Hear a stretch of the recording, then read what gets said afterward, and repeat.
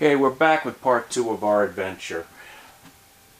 In part 1, I did the unboxing and went through the setup, getting it on your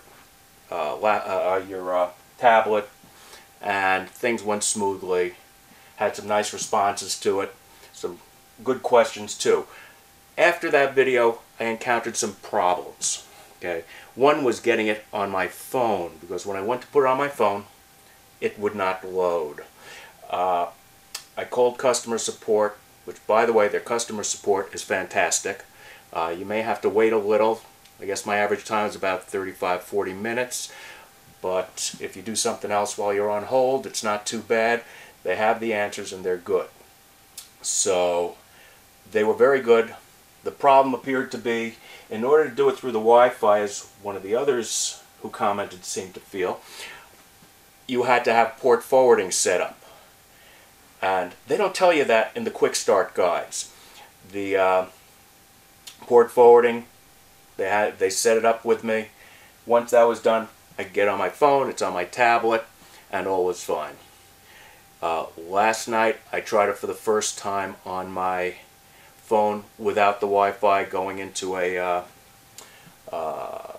going out for the evening to see if it worked, and no problem getting it on the phone through the LTE network. So that was good. So the port forwarding took care of it in the house, and things were working fine over the AT&T network. We have our cameras set up.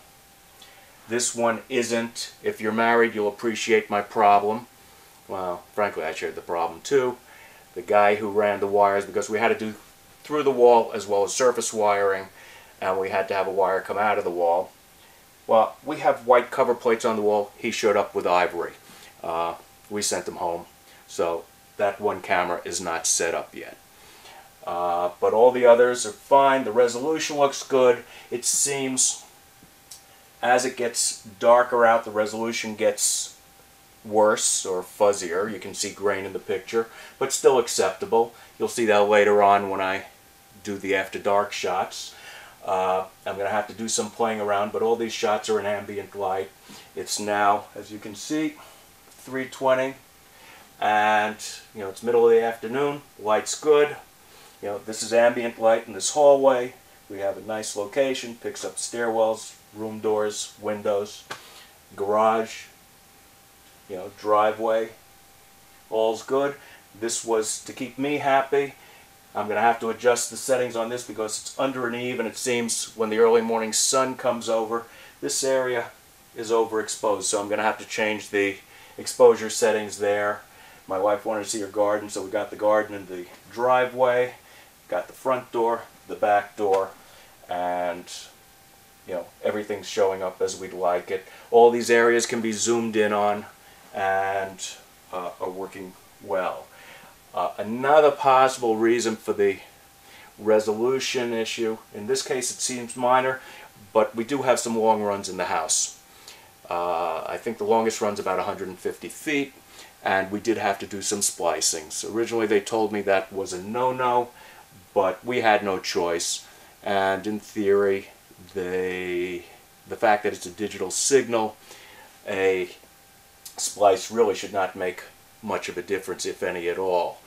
They sort of confirmed that on the phone, but they were hesitant to say anything because they advise using BNC connectors all around. So, got that.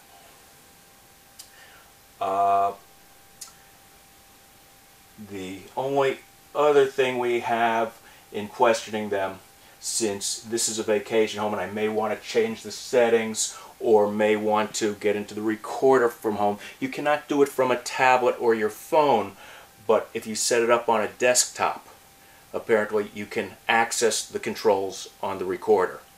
So it seems like it's fairly versatile, and very happy. Now, one last point with the picture, you're looking at this on a 70-inch monitor, so that too will give me a grainier picture than it would on a smaller monitor. Happy with the picture quality. You'll see the nighttime ambient pictures on this are good. We now have it on the phone. Okay, so the phone now brings it up, if you can see that. That'll probably go out of focus. And we have it on the tablet as well. Maybe. Let's see if we can get it back on the tablet.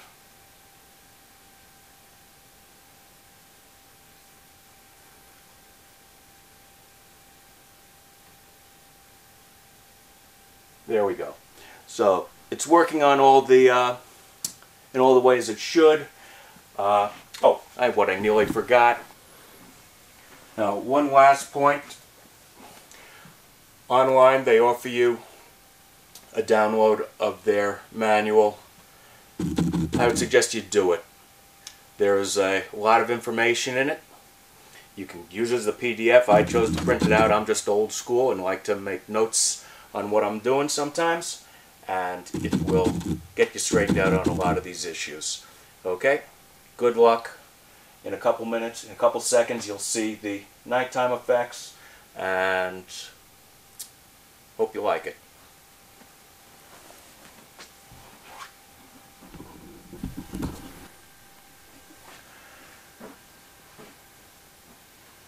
In the final shot,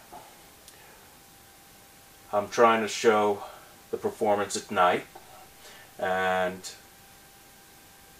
I'm pleasantly surprised.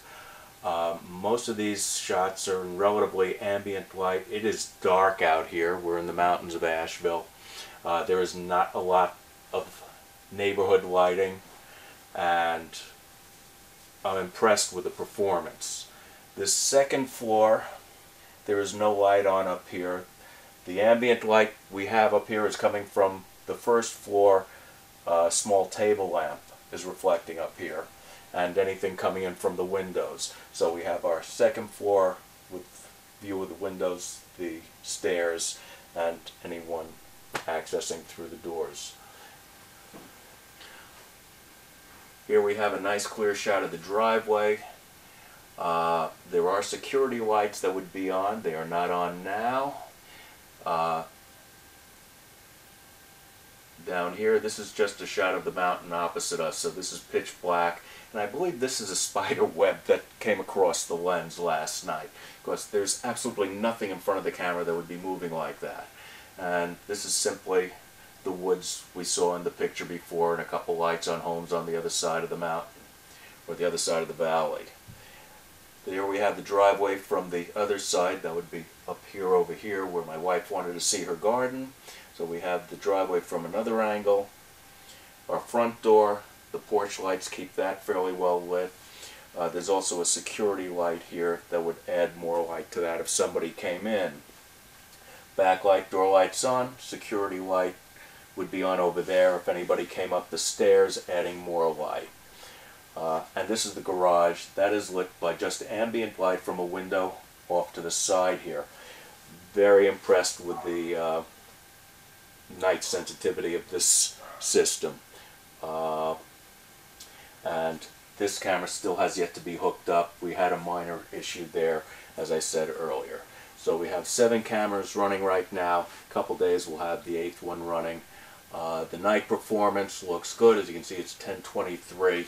And it is dark out there, so the outside, the inside, I think it's impressive. Okay, given the low light, I think the grain is very good. The quality is good, and I can probably play with the controls some more. I haven't gotten into the manual enough. This was just set up a couple days ago. We got everything working, and so I still have a lot of playing to do as far as the zooming and altering any of the exposure settings on these. So this is basically the stock settings that came with the cameras, and there you go. It's I'm happy. Hopefully if you're using it, you'll have the same results. Okay?